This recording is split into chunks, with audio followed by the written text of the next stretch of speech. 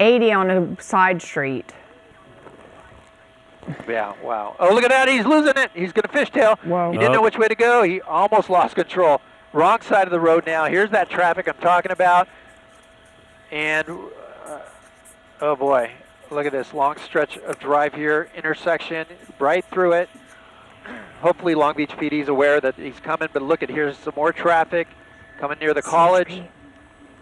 Oh, look at he's scraping the fence. Oh no, oh no. Look at that. Oh, he needs to slow down. Oh, an ambulance going by. Wow, he's going to go across lanes. Center divider again. Oh, guys. Oh, man. Oh, no, he's going to hit. That's it. Oh, that's it. Oh. Terrible accident right there. He's still and going. Gonna continue. Look at that. He's pushing his way through. Pushing his way through. This is a terrible situation. 7th Street with all this traffic right now is just awful for this to happen on. He's going to do it again. He's going to force his way through. It looks like he's got a flat on that front driver's side. Yes. Yeah. That's going to make it very difficult for him to be able to drive. Yeah, look at that. Oh boy. Hopefully that'll slow him down a little bit, because now he's got less traction there. Well, there's no way he'll be able to like get on a freeway and be able to go, 100 miles an hour again. But the behavior is so aggressive. It's incredibly dangerous. We hate seeing these types of pursuits. Just so out of control. Crossing on the wrong side of the road is one thing, but he totally crossed the line when he just slammed into those vehicles at that intersection. Joining us on the phone now is from the CHP is Officer Alex Pareda. Can you hear us okay? Yes, I can. Thank you for having me. Wow, this one is really too much. It really is. It's really terrible to see that this person has such disregard for public safety at this time. So, oh no, oh my gosh. Rick, can we get are you able to see what we're seeing here? Are you? Oh. They just hit another car. Just look at that. Just get closer to it if you can, because of the trees. Okay. Wow. Yeah. Officer Pareda, this is terrible. How are you going to handle that? How do you handle a situation like this? I mean, this guy's just total disregard for everybody. What is that car? He just hit another one. Yeah, it's really a touchy situation. This person really is, like I said before, just has no disregard for public safety, and officers are trying to get in position and figure out what the best course of action to do. Oh gosh. That's, all right, he might be done. Into a Sherman-Williams paint store. Okay. Gosh, I hope that person he hit is okay. He's getting out, might be injured. He's injured, and he's going to kind of stagger down the street here. 7th Street at Miramar. No officers, of course, near him right now, but he's going to just slowly walk by the paint store here, leaving all that devastation behind. I mean, he T-boned that car. I hope that person in that last vehicle is okay. And in this situation, they have to be careful because he could be armed. Absolutely. Long Beach PD is en route, and now he's turning up Miramar here. Trying to casually walk down the street like he didn't do what he just did. This is probably one of the most aggressive pursuits we've ever covered. Certainly the most outrageous. Yeah. It's unbelievable. I mean, I would say he hit at least 10 vehicles and T-boned 2, sideswiped 1. Innocent drivers. I've tuned in Long Beach. Yeah, I've tuned in Long Beach police right now, and they are scrambling not only to catch up with this guy, but also to respond to all the crashes that happened there on 7th Street. I mean, he basically airship overhead was going like for a half a mile, just taking people out or vehicles. Here they come, LAPD. Here we go. LAPD 2 units. They were staying in the. Here comes a tackle. They're going to tackle him right there. And take him down. He's big. He's fighting them. Oh, he goes down hard on top of that officer. Guys. Wow. He's a very tall man, too. Yeah, and they're struggling to get him into control here. so that they can cuff him. You can see one officer holding his foot, his leg there, the other leg. They may have to hog tie him, but it looks like that one officer's hurt. They were able to get. Yeah, of course. That officer on the hurt. sidewalk looks like he's injured. He slammed him on the sidewalk. I hope he didn't hit his head. Because he basically pulled him down, but the guy was on top of the officer. Probably knocked the wind out of him. I hope he didn't hit his head. Hey, Rick, I'm getting exhaust. Rick, I'm getting exhaust. Look at the picture. I'm getting exhaust. You need to do a pedal turn. Sorry about the picture there. No, it's okay. I mean, this has been so intense and great for the LAPD finding him and at least having more than 2 officers.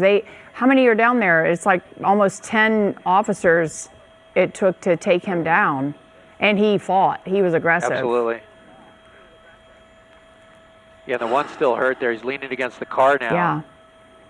So the images on your right-hand side of the screen are just the end of this pursuit, basically, when he just continued to go. Here is where it all basically just...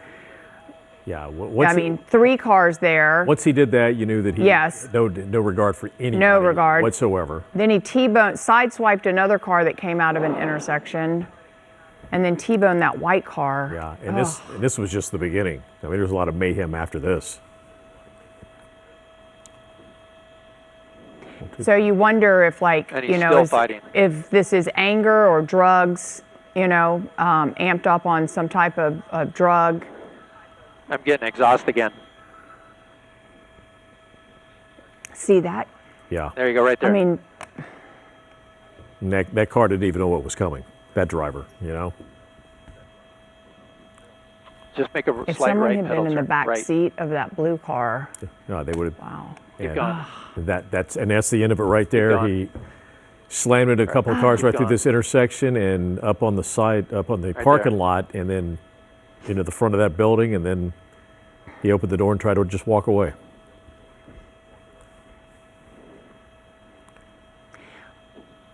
You're watching the KTLA 5 News at 3 o'clock. This has been a pursuit that has been going on for about 30 minutes, and the driver is being apprehended right now after a big struggle and a big fight, walking away from a very destructive pursuit, hitting multiple cars and innocent drivers, but fought the officers and still being a little aggressive here. They're trying to get him handcuffed.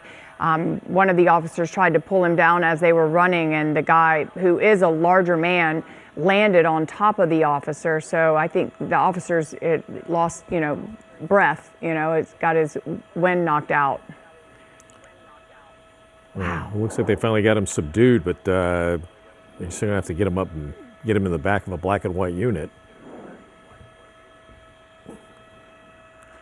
What do they do in situations? Set that officer down. Yeah, he's still leaning over. I think it's chest. Gil, what do they do in situations like this? You mentioned hog tying his legs because he was kicking. He can't really walk into a vehicle, but then they can't take a chance of him kicking either.